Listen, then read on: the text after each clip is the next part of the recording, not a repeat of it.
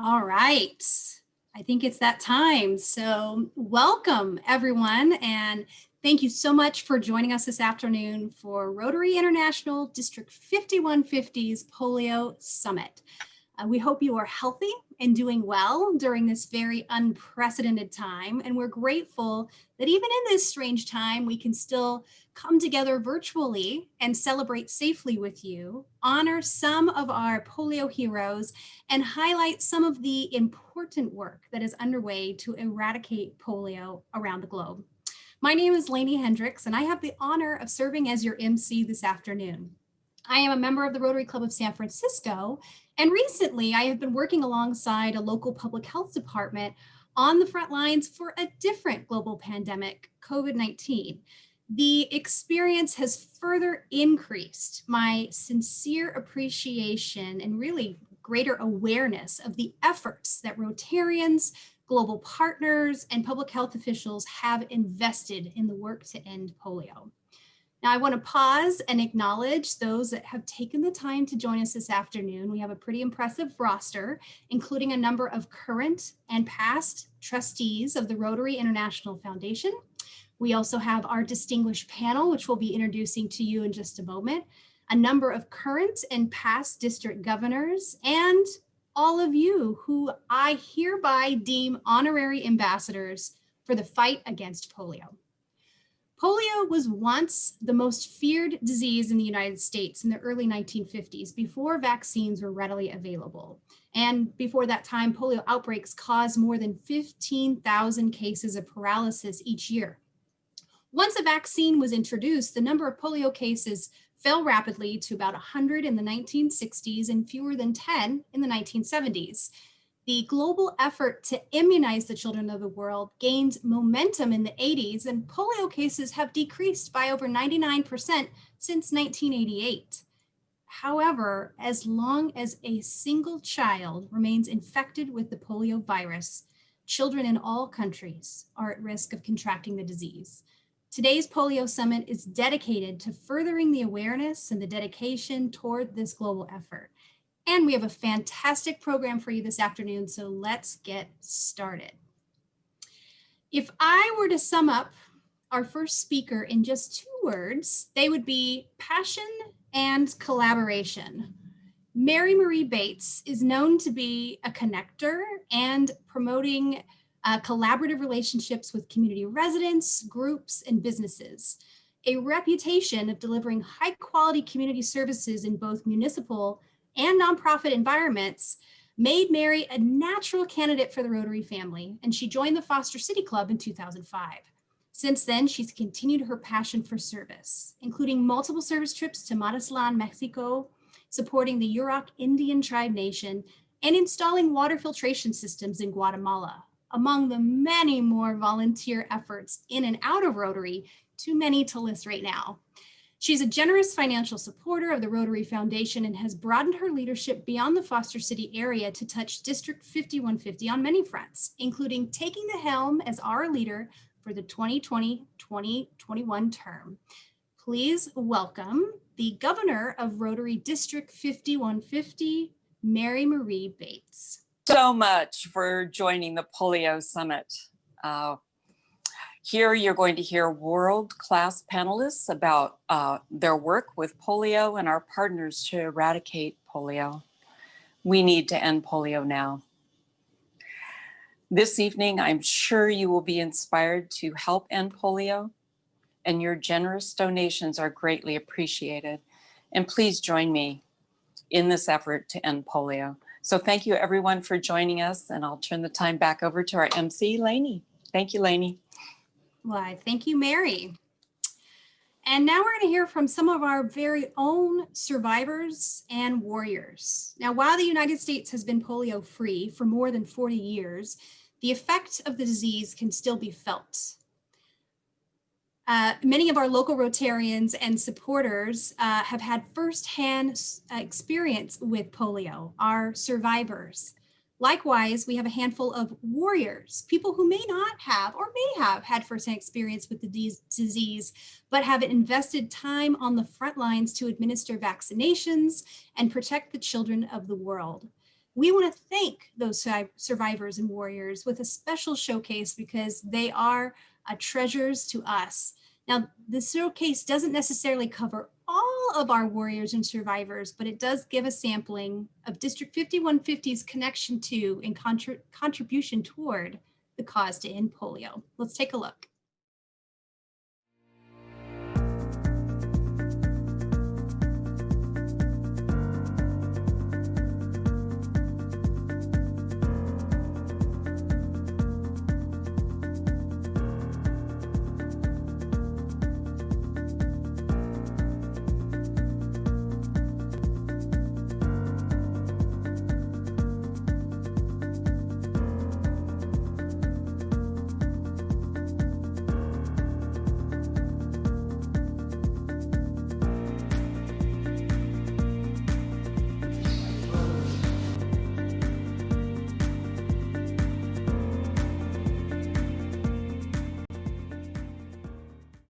Good evening, everyone. From the Rotary Club of Pacifica, my name is Dave Bertini, and I'm excited to be speaking to you tonight during this polio summit. And I want to urge all my fellow Rotarians, become a polio warrior. You can do so by giving to the PolioPlus Foundation or doing what I did, go on an NID. In 2018, I was lucky to travel to India and actually give the drops to over 2,000 children in my group. It was that trip that really changed my outlook on PolioPlus and the eradication of polio. We are this close to eradicating polio, and I would urge again, everyone, please do everything you can to assist us in this great endeavor. Thank you.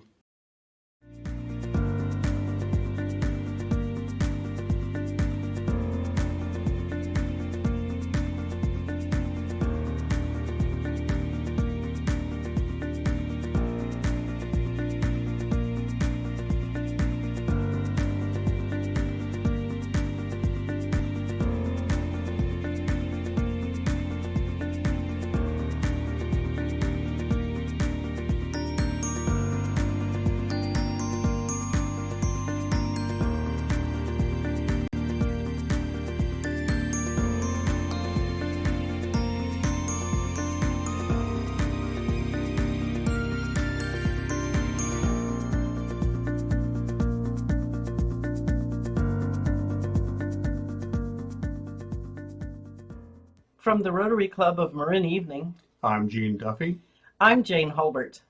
and in 1909, my father had polio. He was only 5 years old. In 1949, my sister was stricken with polio. She also was only 5 years old. In 2019, we traveled to India to give the precious drops of the polio vaccine to children under the age of 5. It was a life-changing experience for us, knowing that these children would never be afflicted with the disabilities of polio. Please walk with us, join us, and end polio now.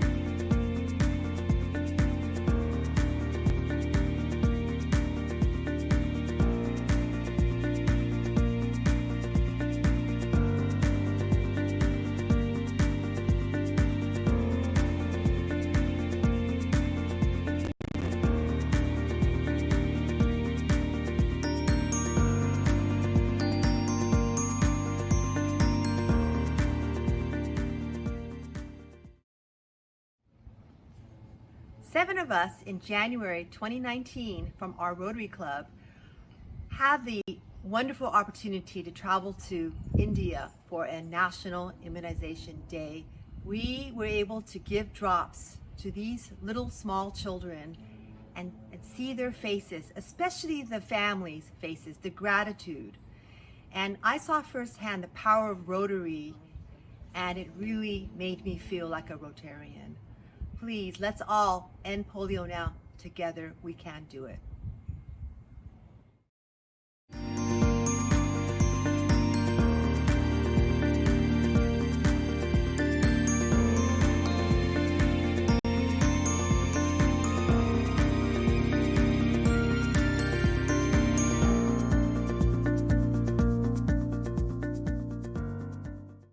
Awesome. Thank you for that great presentation. And even the United States Mint is supporting the idea of ending polio. If the Mint stops to recognize a cause, then you know it's important. And this special limited edition coin is something that you can order from the US Mint website as your own commemorative keepsake. And it honors Dr. Jonas Salk and, of course, his contributions to the invention of the 1953 polio vaccine, which played a major role in ending polio in many countries. Well, I'd like to move on to our next speaker, who is Brenda Cressey, trustee for the Rotary Foundation. Brenda joined Rotary in 1989 and served in a variety of roles at the local and international level. In 2018-19, she was honored to serve as the first female vice chair and later chair of the Rotary Foundation, and her current trustee term continues through next year, 2021. Most of Brenda's assignments have focused on successful fund development for the Rotary Foundation, specifically in the areas of peace and polio eradication. In fact, her passion is and always has been to see the end of polio. This is the very reason she joined Rotary. Having participated in several Rotary humanitarian projects around the world, Brenda has seen and experienced firsthand how gifts to the Rotary Foundation greatly impact the lives of others and will someday bring peace and understanding around the world. She and her husband, Dick, are very generous donors to the Rotary Foundation and have established the Brenda and Richard Cressey Endowment for Peace. And on a personal note, Brenda is a true friend to Rotary District 5150, always willing to support events or even help with the simplest questions. While she has lived and served in Southern California for the past 25 years, she recently relocated to Maine, and as I understand it, joined the same Rotary Club as Mike McGovern, who we're going to hear later from later on. So with that, I want to welcome our Rotary Foundation trustee and friend, Brenda Cressey.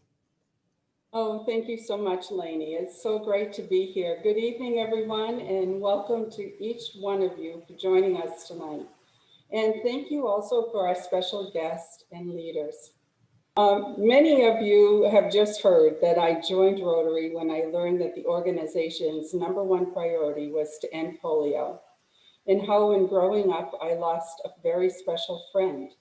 So the idea of no child ever contracting polio was especially meaningful to me.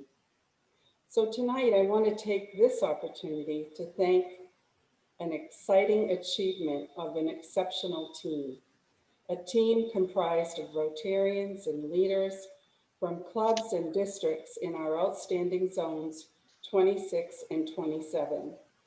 The team leaders, as I call them, are made up of End Polio Now coordinators, Greg Owen and Bob Rogers, Endowment Major Gift Advisors, Tom User and Wynn Spiller, Regional Rotary Foundation coordinators, Kevin Padilla and Ken Howell, and our 4 major gift officers, Beth Garrow, Elizabeth Cruft Anderson, James Sewell, who is on the call tonight, and Eric Thompson.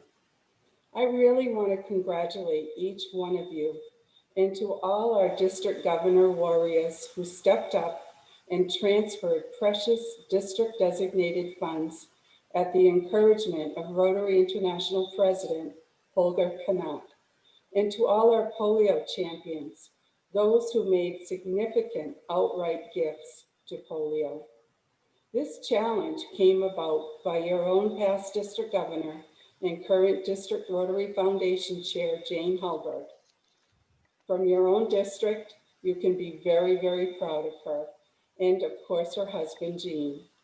They picked up on a similar effort by past District Governor Greg Owen and his wife, Val, just last year from 5320. This singular achievement was made possible by everyone involved.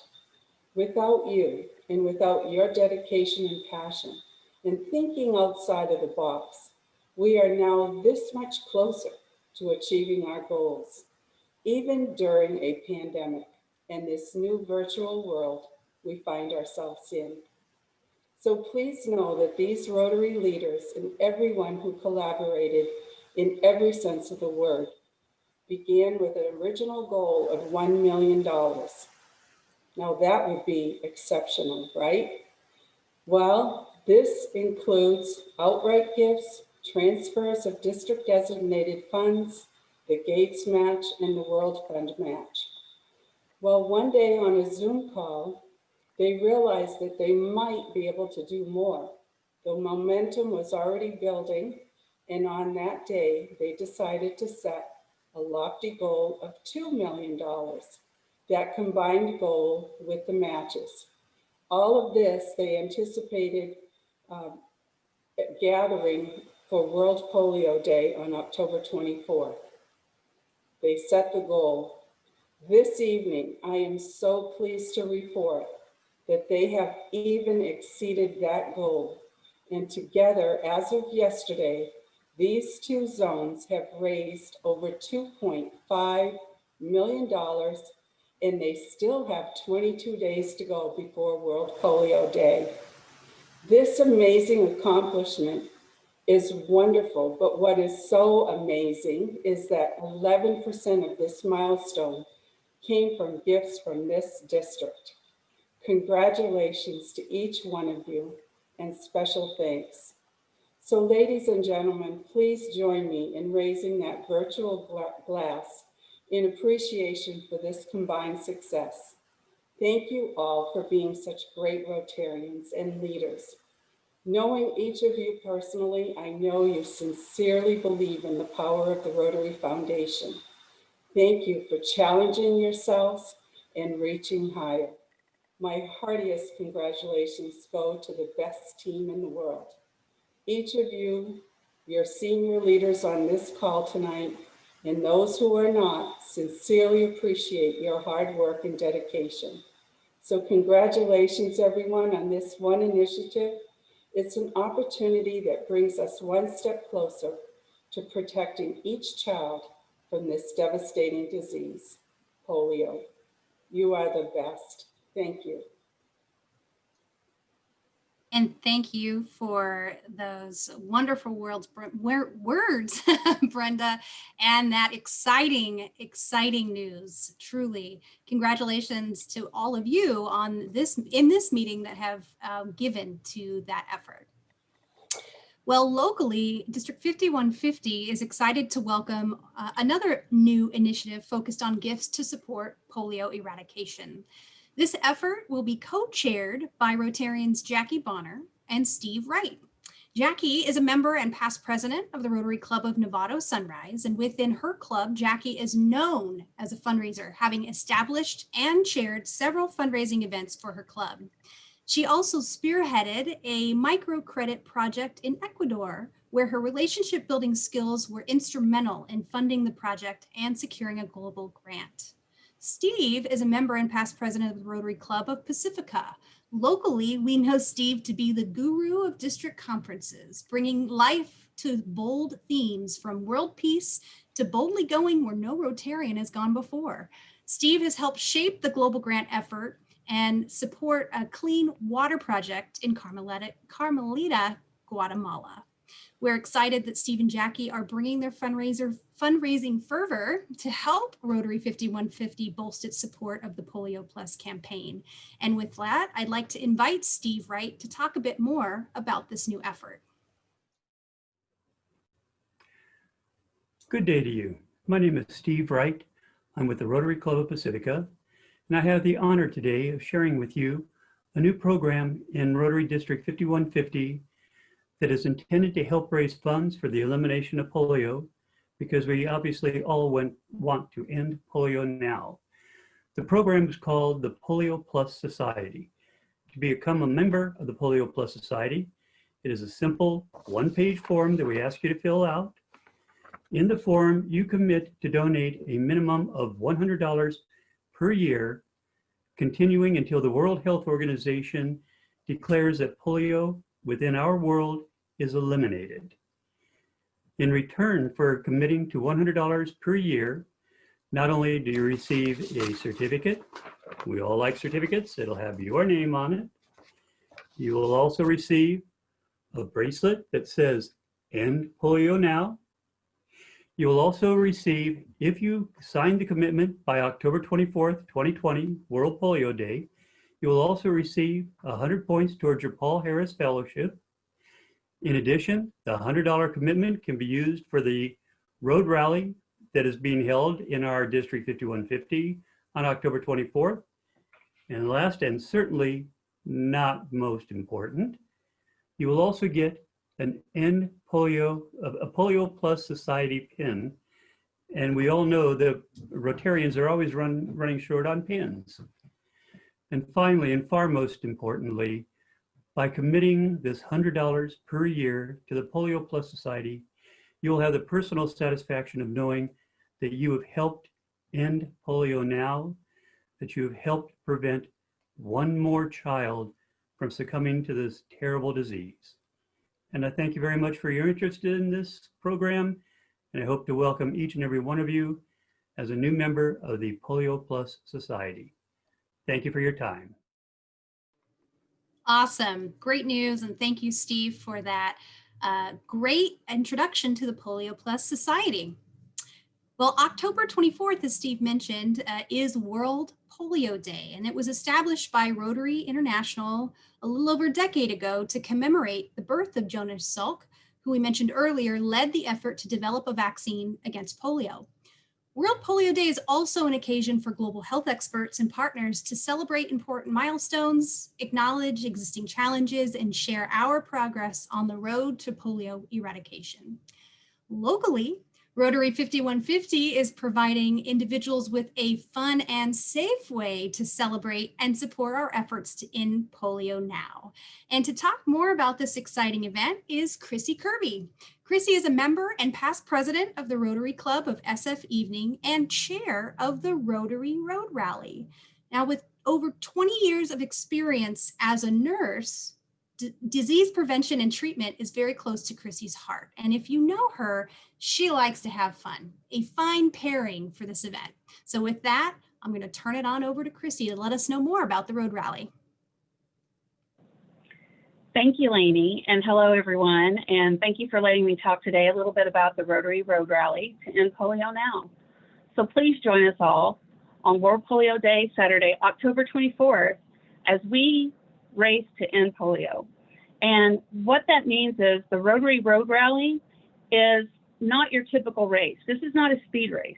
What we're doing today for this road rally is you're going to do a scavenger hunt in your own personal car. So that way we can all maintain precautions. You can ride with your own family, people that you normally live with, and do this safely. And what are you going to do? You're going to follow fun and educational clues, just like Lainey mentioned. And you're going to pick the county of your choice. You can either do San Francisco, Marin, or San Mateo counties. And for those of you that are not comfortable joining us in person, we're going to also offer a virtual option. So when is this road rally? When's it taking place? Well, from 8 a.m. to noon is going to be the actual race and event. Now, after that, you're going to get your boxed lunch, which is going to be provided by the Rotary Club of Foster City, along with your ice cream that is being provided by Roger Kaufman and Ben & Jerry's. And then you're going to tune in to Facebook Live, where you're going to hear some special remarks from District Governor Mary Bates, as well as hear the awards presentation. Yes, there will be prizes. So what do you need to do? You need to register for this event. And you can register for this event one of two ways. The easiest way is if you go to the Rotary District 5150 Facebook page, you will see the links there on the event. Or you can go directly into Club Runner.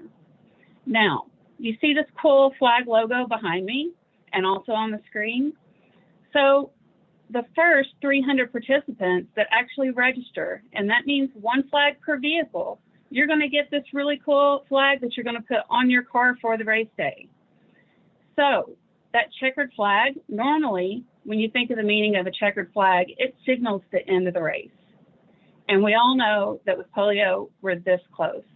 So we really hope that you join us on World Polio Day, have some fun, and donate to TRF. Thank you. Awesome. Thank you so much, Cressey, and I'm really looking forward to it. And I've been keeping an eye on the comments in the chat, and it looks like there's some friendly banter about the race and awards part. So everybody sharpen your polio trivia and your local county trivia skills and get ready. All right, well, now it's time for our main highlight of tonight's event. Tonight, I am pleased to welcome a great lineup of global leaders determined to rid polio from the earth. And I'd like to introduce those now. Dr. Rebecca Martin is the Director of the Center of Global Health at the U.S. Centers for Disease Control and Prevention. Prior to this role, she oversaw the Global Immunization Division, which leads CDC's polio eradication efforts. In her current role, she leads CDC's global efforts to protect and improve health globally through science, policy, partnership, and evidence-based public health action. Mike McGovern is the current chair of the Rotary International PolioPlus Committee and represents Rotary on the Polio Strategy Committee of the Global Polio Eradication Initiative. Mike is also past vice president of Rotary International, as well as past trustee and vice chair of the Rotary Foundation. Carol Pandak is director of PolioPlus, Rotary's global effort to eradicate polio, working in partnership with the World Health Organization, UNICEF, the U.S. Centers for Disease Control and Prevention, and the Bill and Melinda Gates Foundation. She has held this important role since 2000. Now, if you have any questions for our panelists, we want to encourage you to go ahead and use the chat function to type in your questions. We'll do our best to address questions as time allows, but I am going to go ahead and get started with a few questions for our panelists. And so the first question that may be on the minds of some is, why hasn't polio been eradicated after all of these years? So Dr. Rebecca or Carol, maybe this is a question best directed towards one of you.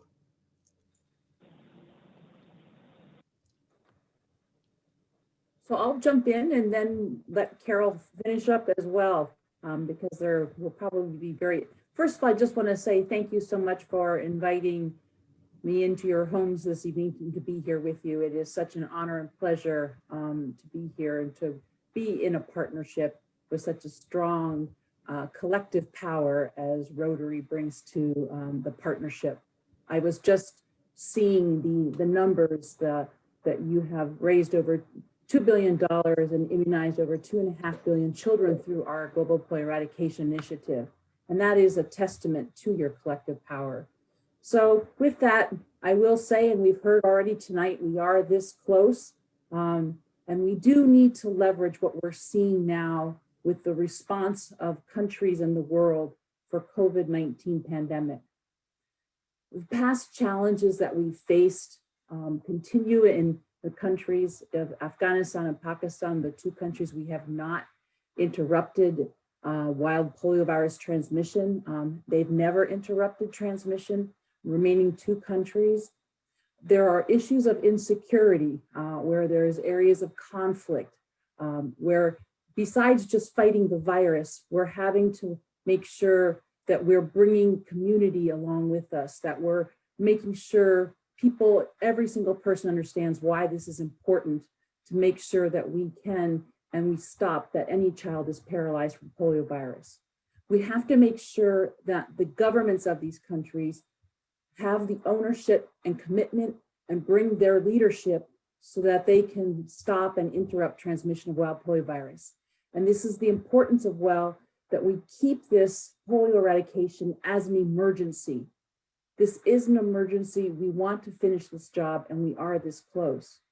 Over the years, we've learned much about the virus, and every time we've had to innovate during outbreaks, we've brought science along. And the most pressing challenges today still will need to be addressed by looking at what we need to do with communities and to be responsive and adapt in real time to make changes.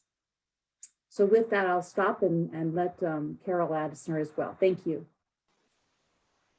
Thank you, Rebecca. And I too would like to say good evening to everyone. Thank you so much for inviting me, and congratulations on the extraordinary fundraising success that you've had. Just extraordinary. And the commitment and the personal engagement of so many of you is just an inspiration for me. I would add, Rebecca said we need to bring communities along with us. You know, in Pakistan and Afghanistan, these are some of the most deprived communities in the world. And we need to bring other services to demonstrate that we care about polio, but we also care about their other concerns. So for example, in Pakistan, our National PolioPlus Committee under the leadership of Aziz Memon is providing clean water in the highest risk areas for polio. And it's an important, clean water is important for polio. He holds health camps to address other health concerns that families have. So it's important to address not only polio, but also demonstrate to communities that you care about them, and to bring some other services that they so desperately need. Thank you. Awesome. Thank you for that. And I know Aziz is going to send a bit of a message here a little bit later, but thank you for mentioning that work in Pakistan. So Carol, perhaps you can enlighten us a bit more on the specific role. You talked a little bit about what's happening in Pakistan, but what is Rotary doing in those other countries where we still have active polio virus? And then maybe talk a bit broadly as it relates to if there are any Rotary focused efforts in other countries that maybe have been polio free more recently. Right. Well, you know, the world just celebrated a huge milestone, which was the certification of the Africa region being declared polio free of the wild polio virus. That's 47 countries now, additional countries that are certified polio free. So only Pakistan and Afghanistan continue to have transmission of the wild polio virus. But as was mentioned earlier, as long as the polio virus circulates anywhere, all children are at risk. And so you mentioned that, I believe. Even in polio-free countries, they continue to do polio immunization campaigns. And our Rotary members in many countries in Africa are personally engaged in that effort. And just this year, we've undertaken a special effort for our Rotary members to advocate with government to do high quality campaigns in order to ensure that they maintain population immunity. And that's really going very well. So I'd say in the polio affected countries and even the polio free countries, the Rotary's main role is essentially fundraising, raising awareness in communities, and advocating with government the importance of prioritizing polio because we are so close to eradication and need to get over the finish line. Excellent. And a follow-up question to that, and this comes from Dave in the chat. Thank you for that. It was mentioned now with the danger that exists for Rotarians. Are those national immunization days or those Rotarian-driven immunization efforts now off limits, and are we simply using proxies? How is that working? Well, it's interesting. The Polio Oversight Board, which has members of all of the agencies involved in polio, took a very difficult decision to pause polio immunization campaigns so as not to contribute to the spread of the coronavirus. But essential functions continued, like disease surveillance and making sure that the vaccine was in place when we're able to resume. Well, the good news is that we resumed campaigns in July in both Pakistan and Afghanistan, but we're now providing personal protective equipment to frontline healthcare workers, practicing the social distancing, providing hand sanitizer, et cetera, face masks to keep not only the frontline healthcare workers safe, but also communities. So campaigns are slowly resuming across Africa, Asia, and in Afghanistan and Pakistan. Excellent. Thank you for that update. And Dr. Rebecca, I'm wondering if you can elaborate a bit on the CDC's role in terms of what it's doing currently, not only on the immunization front, but maybe touch a bit on surveillance. Certainly. So CDC is one of the 6 core implementing partners in the global effort to eradicate polio, is using its science-based data-driven information and collaboration to bring together our polio and scientific experts to work in partnerships. We work to make sure that we can define what the strategy should be to eradicate wild polio virus. Our labs serve as global reference laboratory, developing and manufacturing new testing technologies to be able to identify polio virus. We also work to evaluate the program performance of immunization campaigns to look at the quality. How can we improve quality? For example, we recognized in Nigeria at one point the need to be able to do an analysis before the campaign was done, a checklist, in fact, to make sure that each of the areas were ready to be able to conduct campaigns. Did they have enough vaccine, enough vaccinators to go around? Did they have enough supplies? And so these are important things that we have to make sure so that we can reach every child with vaccine. You mentioned the surveillance and laboratory, and surveillance is the basis of the work that is critical to be able to say whether virus transmission has been interrupted or not. If we are not able to do surveillance to find, and what we use for polio is looking for children or under the age of 15 with acute flaccid paralysis. And if they are identified, samples are collected and tested in a laboratory. The whole process of ensuring that there are disease detectives out there to be able to find people with acute flaccid paralysis, that specimens are collected, that the specimens are then sent to labs which are hundreds and thousands of kilometers away in some cases, and they get to a laboratory, they get tested within a certain time period, within 72 hours, and the results are then sent back for further investigation. All of this is so important so that we can say whether we have interrupted transmission of the virus or stopped an outbreak. The surveillance and laboratory are the backbone to be able to detect and to be able to respond to any cases of wild polio virus. So it is through the scientific and programmatic expertise, working closely with the World Health Organization, working closely with all of the partners in the communities, the importance of being able to do surveillance from the lowest level in communities and get those specimens tested in a laboratory and get results back for action so that we can stop transmission. Thank you. Thank you for that. Very informative. Now, Mike, I want to turn to you. I understand that you have a presentation that you want to share with us on behalf of the work that's happening with PolioPlus.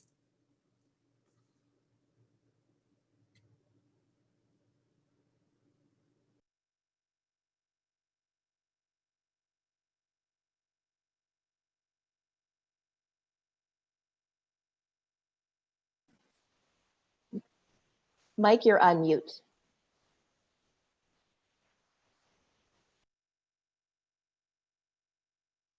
There we go. Sorry about that. Greetings, everyone. Wonderful to be with you all. I'm going to give you a little bit of the perspective of a Rotary volunteer. I've actually never shown this picture before. I decided to do it tonight. You know, it's Saturday night. Go a little wild, and you know, why not? You know, a lot of us. You know, we talk about our first time we gave polio drops. This was actually in Lahore, Pakistan. And this little kid had kicked me in the belly about 6 times. And, you know, while it was a big target, you know, it still wasn't that comfortable. And, you know, Carol was there. She's a little off to the right here. And, you know, it's just for those of you that have been on a immunization activity, you know, if you haven't done it, it's, you know, it is life-changing, as Jane and Jean said. But that was quite a day. You know, that we mentioned the different partners. I think you're all aware of it. Gavi, the Vaccine Alliance, is the newest one. They're actually paying for all of the injectable or inactivated polio virus. You know, so what have we accomplished? You know, and that's what I want to cover in the few minutes I have tonight. What we've accomplished and how we're going to get this done, because you know, I think that's what Rotarians ask. You know, to me, what really hits my heart is we now have 19 million people walking on this earth who otherwise would have been paralyzed or have died if it wasn't for this work that Rotary started. 650,000 people a year are being added. These estimates come from Rebecca Martin's Centers for Disease Control. They're not ones that Rotary has made up. They're ones that the partnership has all agreed to. We've immunized, since Rotary began this, all of us, 3 billion children. Last year alone, 430 million children in 40 countries. You know, people wonder where the money goes. 1.2 billion doses of oral vaccine. You know, and thankfully we've gone 4 years without a case of wild polio virus outside of Pakistan and Afghanistan. For those of you with trivia, other than Nigeria, the other last country was 6 years ago in Somalia. We've also helped to respond to both Ebola, and we've been responding over as well with COVID-19. We get a lot of questions about circulating vaccine-derived polioviruses and where we stand. And this little page, and I did it up today. It's not the fanciest graphic, and probably too many words on a page, but it is what it is. We've had 120. First of all, on the far right, wild poliovirus, we've had 121 cases, all in Afghanistan and Pakistan. Last year at the same time, we had 85, so not the best. But the real concern, well, they're both concerns, but a real concern is we're also getting something called circulating vaccine-derived poliovirus. And as you can see, you see the definition of what they are. And these really happen because of low immunization rates. They're not getting it from the same ways, the risk, it's the same risk factors, but it's basically low immunization rates. To do both of them, we need to stop transmission. So how are we going to stop it? There's a new polio vaccine, mostly funded by the Gates Foundation. The early use license, the EUL, we hear that for some of the COVID vaccines as well. We expect to get that very, very soon. We're also using IPV more, and that's being funded by Gavi. So, it's a concern. It's in a lot of different countries. It's spread, but we've shown we can get rid of it in Syria and other places. But 424 cases is not good. Rotary's goal though remains the eradication of the wild polio virus. So, what do we still need to do? A question I get often, well, we just eradicated polio in Africa. We did the wild polio virus, but we still have a whole part of the world called the Eastern Mediterranean region of the World Health Organization. There's 21 member states of the World Health Organization there, including Palestine. The population's 583 million. And these are the countries. And sometimes people say, well, it's still gone in Africa. But if you look at this closely, a few of these countries are actually in Northern Africa, Tunisia, Morocco, a few of the others. So, but we've got the Afro section done, great celebration.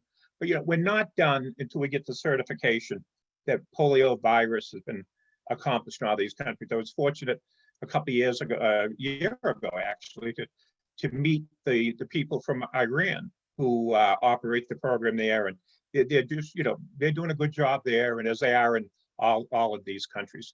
So what do we need to do to finish the job?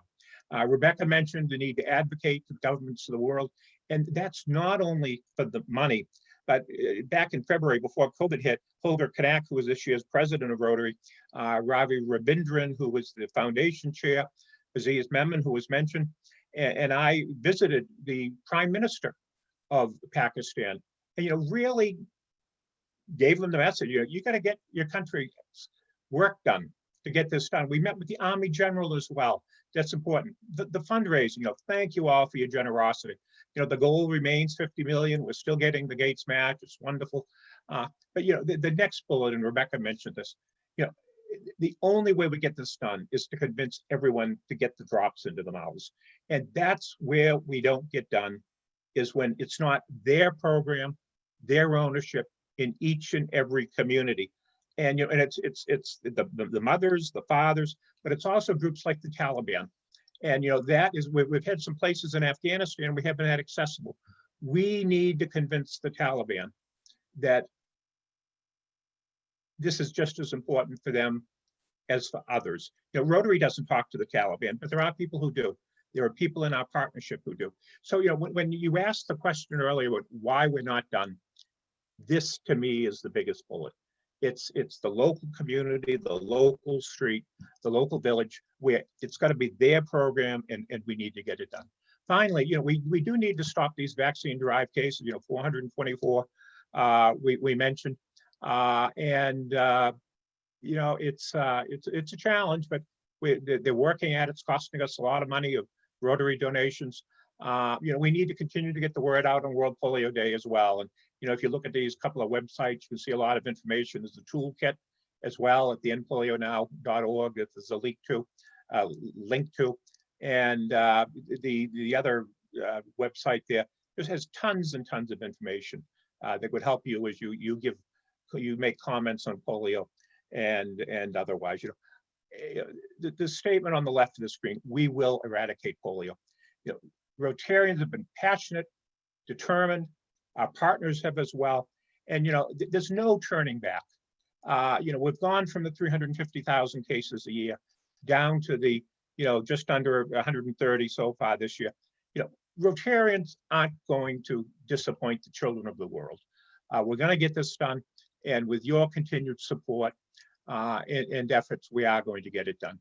So I really want to thank all of you. My club continues to have the polio cans on their tables when we have dinner. Now we do them virtually, but it's 30 years of work. But I think of those 19 million people walking on this earth. I think of all those Rotarians, people like James Lewis, who I was in Calcutta, and he introduced me to that little girl in India who was the very last person in India 10 years ago now to get polio. We've had so many achievements. Let's get this done. Let's work together. Let's fulfill the dream. Thank you very much, Lane. And thank you, Mike. And Mike, you brought up the Bill and Melinda Gates Foundation. And I'm wondering, is there a time limit to that? How many years will the Bill and Melinda Gates Foundation be donating to polio? And maybe dovetailing on that, if you can explain to some of our viewers who are not as familiar with giving options, maybe you can explain how DDF and the cash match work. I'd be happy to. For any cash donations to PolioPlus, they are matched 2-to-1 by the Gates Foundation. So if someone gives $100, the Gates Foundation gives Rotary $200, and then we allocate those monies, the trustees of the Rotary Foundation, Brenda and others, to the World Health Organization and to UNICEF. We pay for vaccines, we pay for all the vaccinators, all those different things, publicity. So, and that money adds up. It's about $35 million a year before the match, provided we all give. We also have districts that can give something called district designated funds. Those are matched by something called the World Fund, 1-to-1, 2-to-1 match, 1-to-1 match. And then that money is matched by the Gates Foundation 2-to-1. So, if for every $1,000 that districts give, it becomes $6,000. And all that adds up to a goal of 50 million. And then if that all comes in, there's $100 million that the Gates matches, and it's $150 million that goes to polio. And that's what provides, that over 1 billion doses that happens. So it's just amazing what the dollars can accomplish. And is the Bill and Melinda Gates Foundation on board in perpetuity? Is there an end on that, or do we know? Thank you for reminding me. I didn't answer that part of the question. The Bill and Melinda Gates Foundation, wonderful folks. They've just committed to 3 years agreement. So, all the monies this year, the next 2 years, all are being matched, 2-to-1. And the Gates Foundation has now given Rotary over $1 billion. It's just, amazing. But, we even spend it on ourselves. All of that money has gone toward immunizations, in the 47 countries that were just declared free of the wild polio virus in Africa, as well as the Eastern Mediterranean region and other regions as well. Great. Thanks for that clarification. Well, as was mentioned earlier, we still are experiencing active cases in Pakistan and Afghanistan. And to provide us with some insight from the front lines of the response is Aziz Minan. Aziz has been a leader of Rotary's polio eradication efforts in Pakistan. He's a member of the International PolioPlus Committee and the National PolioPlus Chair for Pakistan, and has been for the last 8 or so years. He works very closely with partners and stakeholders, including the World Health Organization, UNICEF, government officials, religious scholars, celebrities, corporate executives from multinational companies, and Rotarians in his quest to eliminate polio from Pakistan. And now I'd like to turn it over to Aziz to share some words with us. Greetings. I want to congratulate District 5150 for organizing the Polio Summit. Unfortunately, due to the time constraints, I could not join you, but my best wishes are with your district, the organizers, and the Rotarians. Polio has been the mission, has been our project for almost 43 years, and we have come a long way with Nigeria now out of the endemic list. We are left with Pakistan and Afghanistan. The campaigns were held up due to COVID for 6 months. Last year also in Pakistan, we had a fake news on 22nd of April, which disrupted the campaign for 5-6 months. Not a single child died, but 300,000 landed up in hospitals in 2 hours. We caught up with that, and once we were moving forward, COVID-19 came in our way. 6 months again were lost. In July, we resumed a very small campaign by targeting the derived cases and the case response. That was built up in August, and in September, we went ahead to do a full-fledged NID to cover and target 40 million children across Pakistan. I'm glad to share with you that whatever reports have come of these campaigns show very positive coverage. Even in South Waziristan, we were able to do door-to-door campaign for the first time with the help of Pakistan Army. I was yesterday in Bourbon, and there was a review meeting, operation review meeting. This was organized by CDC, and it had all the zonal coordinators, our partners, WHO, UNICEF, and all the stakeholders. I had a pleasure to sit with them and discuss, and I had a pleasure to listen to them as to what they feel has happened and how they would go forward to stop transmission in 2021. 2 weeks back, Pakistan Army, our Commander-in-Chief, General Karmal Bajwa, made a commitment that they will ensure that in 2021 we will be able to stop the transmission. We have a roadmap now for October, November, December. We will be having NIDs all along. In November, December, we will be using the trivalent, which will be targeting the wild polio cases and the derived cases.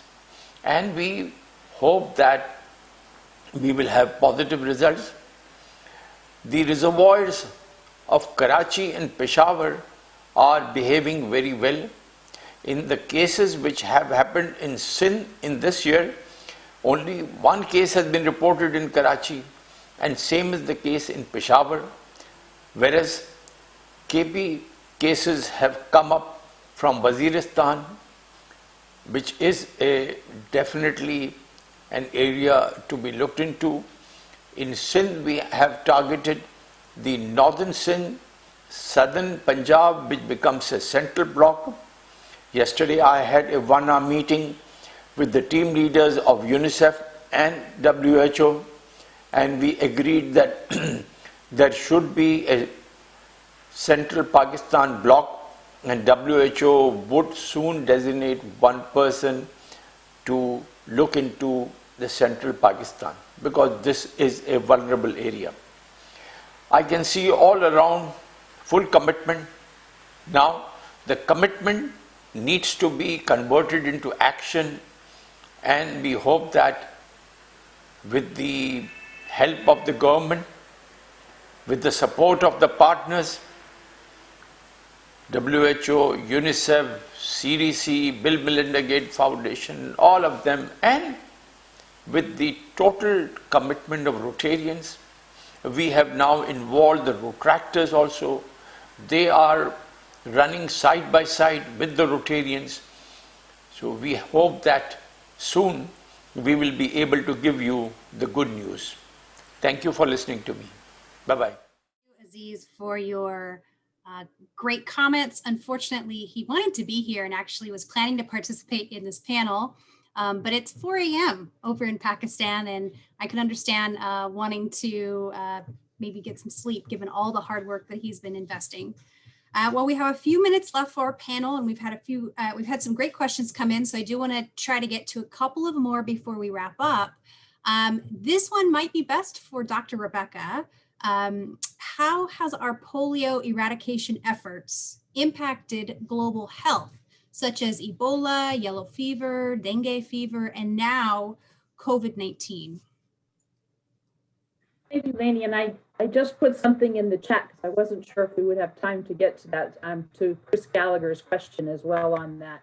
But polio has taught us many lessons, but also brought some of the best practices to bear on global health efforts. We've heard Carol and Mike and Aziz all talk tonight about community engagement and how to engage communities, how to address community needs. This has been one thing that is important because you may have the best vaccine, you may have the best treatment, but if you don't have people who are ready to receive it, who see the value, who trust you to take the drug, to be vaccinated, you will not be able to stop any outbreaks. And so this is a critical piece that has been helping COVID-19, but also we've seen this with Ebola in the Democratic Republic of Congo and also in Western Africa.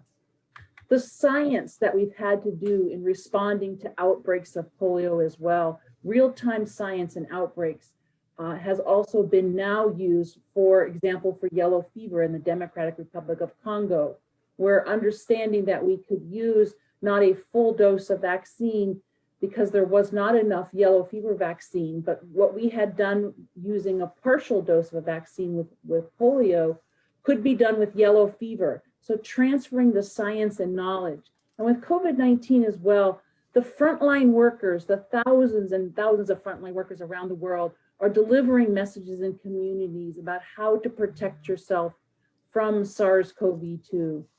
They're telling people to wear masks, physically distance, making sure that people know what to do, wash hands. These are important things that are being transferred into COVID-19. And the backbone of polio eradication, the surveillance and laboratory, are also now being used for responding to COVID-19 and the pandemic. And the systems, the people, the laboratories are all being engaged. It's a true testimony. And I think as well, we also can now use the pandemic, as I said earlier, to help us get that final energy and emergency feeling to make sure that we can also eradicate polio. Thank you. Great. Thank you for that summary. And I do want to thank everyone that submitted questions. I think we got to most. There are a few that were either put in the main chat or sent privately to me that we unfortunately don't have time for, but we promise you we will get answers to those questions and we will email them out to all of the participants here this evening so you do not miss out on any additional information that would have been shared in those answers to those questions.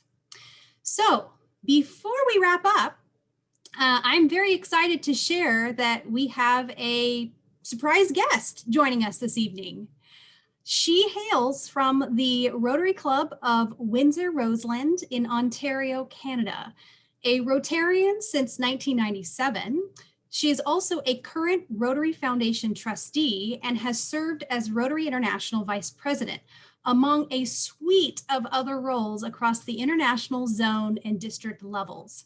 Her wisdom and insight have fueled Rotary's rebranding and strategic planning efforts, and she recently led the successful Rotary Response Telethon, which raised critical funds for COVID-19 relief and was viewed by more than 65,000 people. She is the co-chair of the End Polio Now Countdown to History campaign committee, which aims to raise $150 million for polio eradication efforts. And if that's not an example of her tenacity and ambition, I'm not sure what is. And she very recently broke through a glass ceiling of sorts for many Rotarians.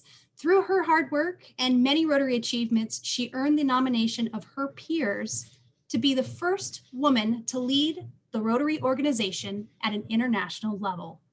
Please join me in giving a big Rotary welcome to Rotary International's president for 2022-2023, Jennifer E. Jones. Thank you, Lane. I think I have my camera's on. Yes, absolutely. Thank you, Lane, for the lovely introduction, and how incredible to be able to hear from everyone tonight. Certainly as we embark on the beginning of, we know World Polio Day, but I think that we're all starting to consider this to be World Polio Month. A comment that I want to make, and first and foremost, I want to commend Governor Mary for putting this together and having us all collect to be able to talk about this very critical and important issue. But one of the things that, I don't know if you were thinking this while you were watching, but I certainly was, is that we had the incredible privilege tonight to hear from the most preeminent experts on polio eradication, quite candidly, in the world.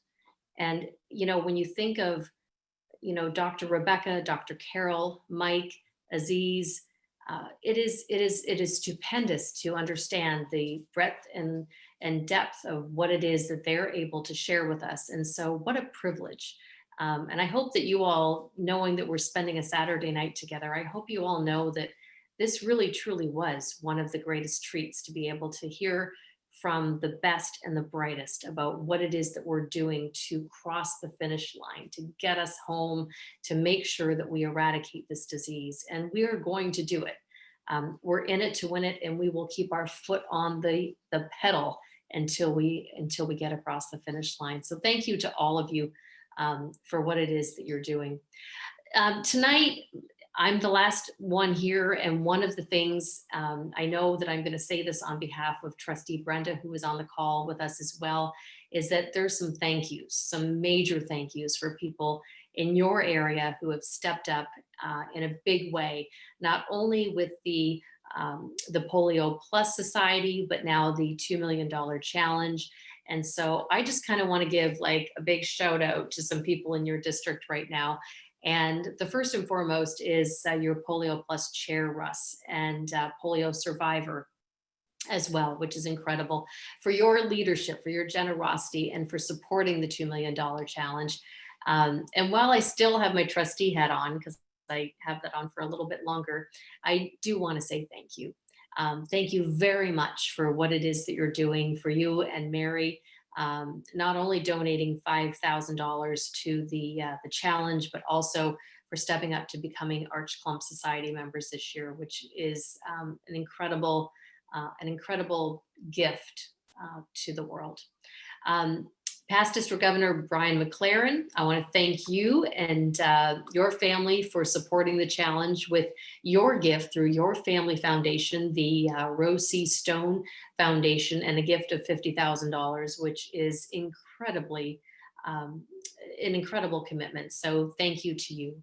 To Mike and Giti Hebel, I want to thank you very much for being Arch Clump Society members and Legacy Society members level 2, which means that they have given and provided support for in excess of $10 million in their legacy portfolio, and also for your gift of $5,000 towards the district polio challenge.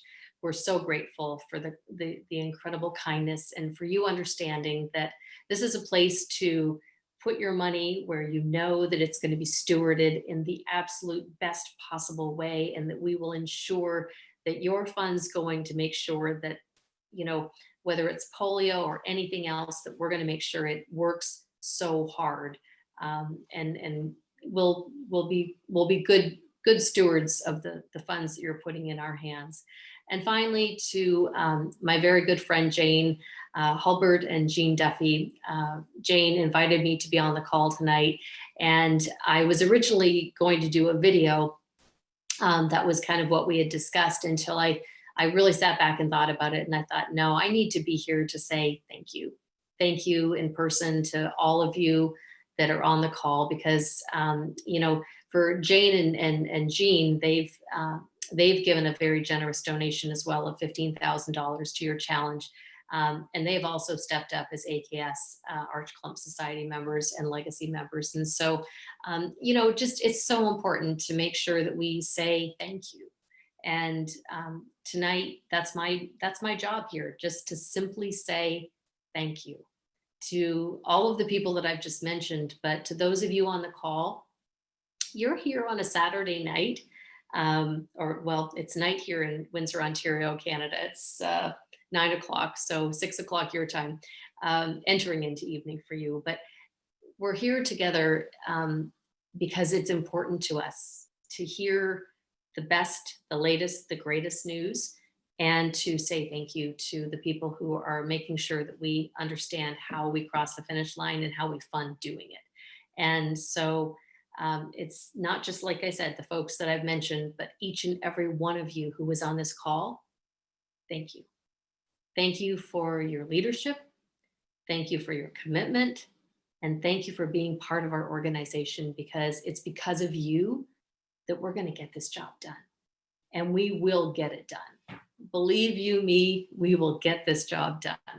So anyway, thank you. Enjoy the rest of your weekend. And Lane, let me turn it back over to you for the rest of the conclusion of the program. Well, thank you, President nominee Jennifer. I assure you, if this call wasn't on group mute, it would be standing ovation.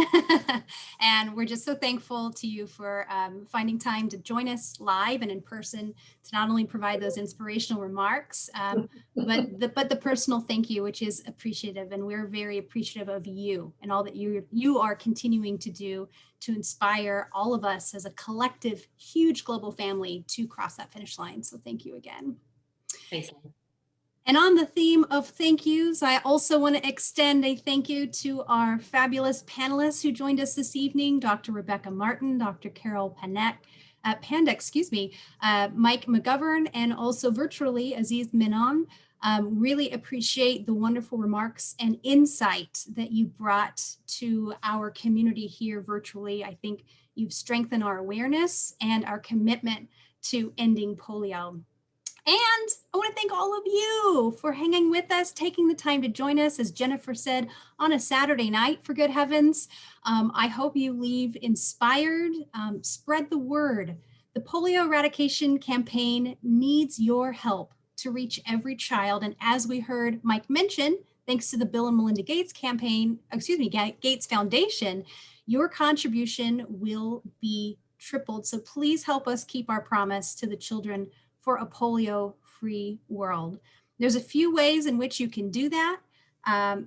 There is, let's see, I think there's another slide coming maybe. Well, if you look in the chat, there is a URL. Thank you, Cynthia Berry, for providing us with a donation URL where you can give directly to District Rotary 5150's Raise for Rotary Foundation fundraiser. I also want to remind you of the opportunity to join the Polio Society. You can contact Steve Wright by email, and he too has dropped his email address in the chat. And we also will be circulating that information for those of you that are joining by phone. And don't forget the Rotary Road Rally on October 24th. I see Chrissy Kirby has also dropped a link to that registration page in the chat. Many ways for you to join forces with your fellow Rotarians, your brothers and sisters, to come together and work to end polio now. And I would be remiss if I didn't take a quick moment to thank the behind the scenes team that made this possible, a small but mighty team. Of course, our chair, past District Governor Jane Holbert, as well as Bob Jacobson, Sylvia Berry, and James Sewell. We really appreciate the all hands on deck approach and really made this event come together quite nicely. So big virtual round of applause for them as well. So with that, I want to say a final thank you for joining us. You are more than welcome to stick around and chat with people that maybe you haven't had the opportunity to see in a while, because we have been functioning in a virtual environment for several months now.